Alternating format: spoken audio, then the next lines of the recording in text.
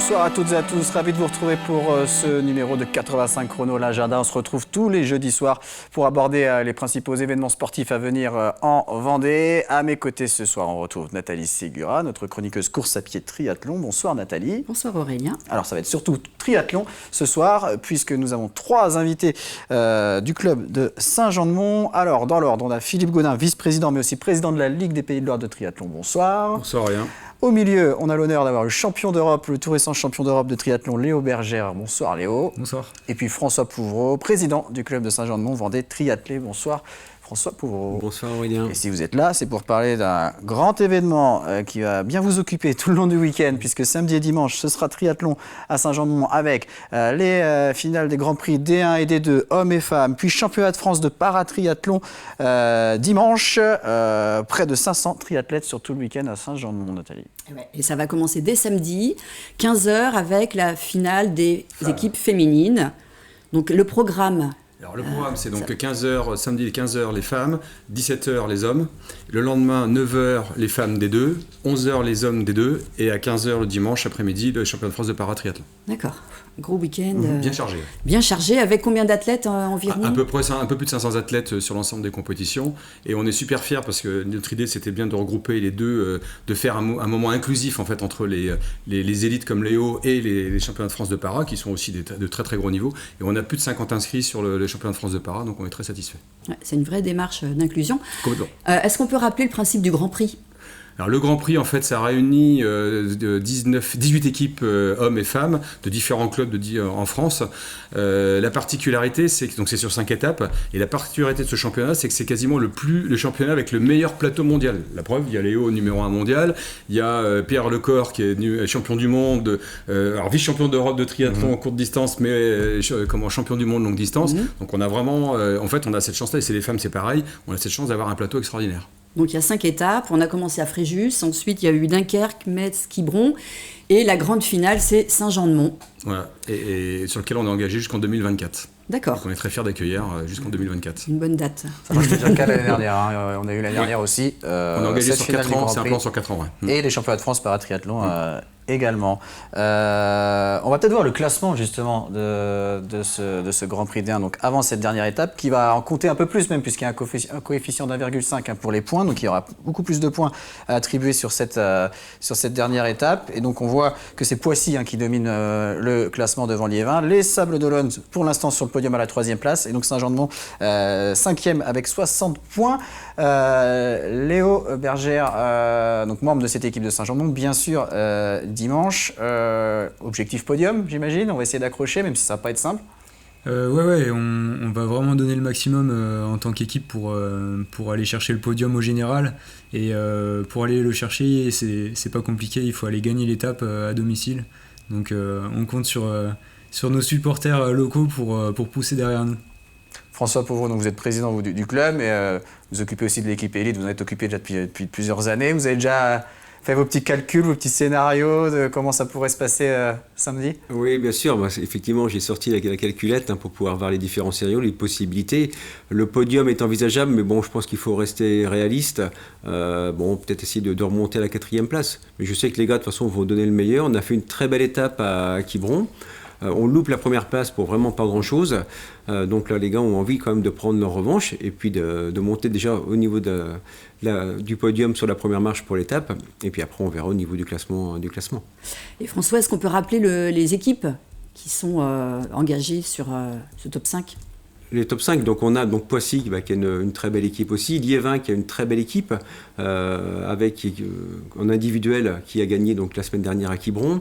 On a donc les Sables d'Olonne avec notamment Pierre Lecor, le chef de file. On a une belle équipe de Metz aussi et puis Saint-Jean-de-Mont. Donc on a vraiment 5 équipes, je dirais que 5 équipes qui peuvent avoir la première place. Donc il va vraiment y avoir une très très belle bagarre. On a du très haut niveau aussi. Si je reprends sur le top 5 mondial actuellement, on a 3 athlètes du top 5 qui sont là. Si je prends le top 30 mondial, on a 10 athlètes du top 30 mondial qui sont présents. Donc ça va vraiment, je pense qu'on a le plus beau plateau des 5 Grands Prix. Et Léo, donc samedi, il y a une belle revanche à prendre sur le vainqueur de Quiberon, là, qui a grillé un peu... le sprint, c'est pas forcément ce que vous préférez, mais bon, vous avez un peu grillé sous le tapis. En fait, je l'ai battu au sprint justement à Montréal cette saison et Et je pense il était un peu un peu revanchard et c'était une technique pour le mettre en confiance pour ce week-end et je vais prendre ma revanche, j'y compte bien ce week-end.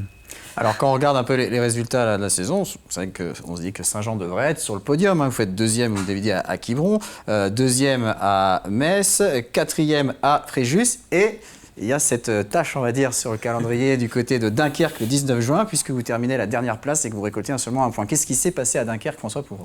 Alors à Dunkerque, c'est une étape, déjà on a énormément de manches de Coupe du Monde qui étaient à cette période-là, au mois de juin. On avait une manche de Coupe du Monde avant, une manche de Coupe du Monde après. On a d'autres courses internationales et c'est vrai que les gars n'étaient pas dispo, que ce soit les Français ou les étrangers. Ils ne peuvent pas courir tous les week-ends. C'est vrai qu'on est parti à 3. J'ai pris un risque, j'avais pas le choix. On est parti à 3. Malheureusement, j'ai la tête qui a crevé. Donc du coup, on n'a pas pu classer l'équipe et on se retrouve à cette dernière place. Effectivement, maintenant, lorsqu'on ressort la calculette, théoriquement, on aurait dû être sur le podium. Donc c'est vrai que c'est vexant, j'ai toujours cette étape de Dunkerque en travers, mais bon, c'est comme ça, c'est la loi du sport et donc maintenant c'est à moi peut-être de réfléchir et puis de voir un petit peu un recrutement un peu plus étoffé, un peu différemment aussi. Donc je vais en tirer les enseignements et puis on va repartir pour 2023 avec toujours l'objectif du podium.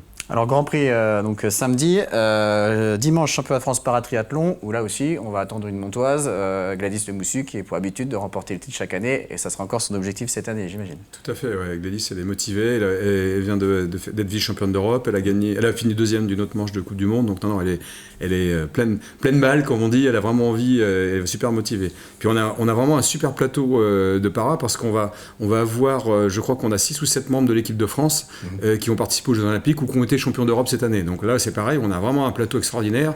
Puis les parages, je pense qu'il y a... Enfin, on le voit à l'image, il y a une émotion particulière, quoi. C'est vraiment à voir. Alors, l'AD1, c'est très spectaculaire. Les paras, c'est émotionnel. C'est-à-dire qu'il y a vraiment une vraie émotion, il y a quelque chose qui se passe. Donc là, c'est pareil, venez voir, quoi. C'est un vrai spectacle. Du beau spectacle, comme vous le dites, samedi et dimanche. Et bien sûr, on y reviendra lundi sur TV Vendée, dans le journal des sports que vous retrouverez dans la matinale. Ce sera une nouveauté lundi matin et dans les différents numéros de 85 chrono. On reparle triathlon dans quelques instants, mais on va aborder maintenant les autres rendez-vous sportifs du week-end. Il y aura du football, notamment samedi avec la 4e journée de National 2 et les Herbiers face au Stade Bordelais, ce sera à 18h. Les Herbiers qui totalisent pour l'instant une victoire et 2 matchs nuls, ils sont 7e au classement, le Stade Bordelais est 11e avec une victoire et 2 défaites. De la Coupe de France, toujours en football avec le 3e tour et ce sera l'entrée en lice des équipes de National 3. On va donc retrouver La Roche VF, La Roche ESO, Fontenay-le-Poiré, Chaland et Pouzauges. Il y aura 32 clubs vendéens au total sur ce 3e tour et ce sera également la reprise de la division 2 féminine avec le déplacement de l'ESO à Orléans. Du handball avec la reprise du championnat de National 2 féminine. On va trouver cette année l'équipe 2 de La Roche-sur-Yon qui est montée de National 3. Les Lyonnaises qui vont affronter Limoges samedi soir. Ce sera la reprise également en National 1 féminine et La Roche se déplacera à Bergerac. En National 1 masculine, Pouzauges ira à Rezé dimanche et puis ce sera la reprise en National 3 masculine avec le Slam face à Limoges samedi soir. Du cyclisme avec le championnat régional de passe cyclisme de la D1 à la D4. Ce sera samedi à l'Herbergement. Il y aura également le 27e tour de la communauté de communes du pays de Chantonnay dimanche. Du karting à l'île d'Olonne avec une course d'endurance de 6 heures. Ce sera organisé sur le site de Mecamax. Et puis pour ceux qui souhaitent découvrir l'aviron, eh bien rendez-vous aux portes ouvertes du club Aviron 85 dimanche de 10h à 17h au lac de Moulins-Papon à La Roche-sur-Yon. Autre événement ce week-end, des événements course à pied, il y en a pas mal. Nathalie a commencé par une course au jambon. La course au jambon, la 2e édition organisée par le RIM, le Running Mouilleron le captif au parc de Beaupuy. 2 distances, un 6 km, un 15 km. Ça démarre à 16h avec des courses enfants. Le dimanche, il y aura des randonnées pédestres. Les informations et inscriptions sur le site Espace Compétition. Et il y a réellement 4 jambons à gagner. Ah oui, c'est pas juste pour le nom. Semi-marathon du côté de Némy. Du côté de Némy, 9h15 le départ du semi-marathon, 9h45 le départ du 10 km. Organisé par Courir à Némy, également inscription et information sur le site Espace Compétition. Et il y en a également pour les amateurs de trail avec un premier à Montaigu. Ouais, 3e édition, un super trail à Montaigu-Vendée avec des superbes paysages. 3 distances, 9, 15 et 22 km avec des courses enfants également. On peut s'inscrire sur le site Espace Compétition en solo ou en équipe. Et une particularité, on va descendre dans une carrière à 70 mètres. Il faut remonter. Autre trail du côté de la forêt de Mervan. Le trail Le Bol d'Air, organisé par Cours Toujours 85, avec en distance 13, 25 et 50 km, et puis également une marche de 13 km, et ça c'est dimanche. Et il y a aussi du triathlon au Sable d'Olonne ce week-end. Et ouais, le triathlon en relais, organisé par les Sables Vendée Triathlon. Alors là, ambiance festive, convivialité. Ça démarre à 15h, plage de Tanchette. C'est par équipe de 3. Et vous pouvez aller déjà regarder sur les réseaux. L'organisateur met les photos des équipes en ligne. Ça promet une belle ambiance. Et puis alors on va se projeter un peu plus loin, puisqu'on parle de triathlon ce soir. On peut également parler du triathlon Sud-Vendée. Ouais, Sud-Vendée, l'Aiguillon-sur-Mer, le dernier triathlon de la saison pour la Vendée, de l'année.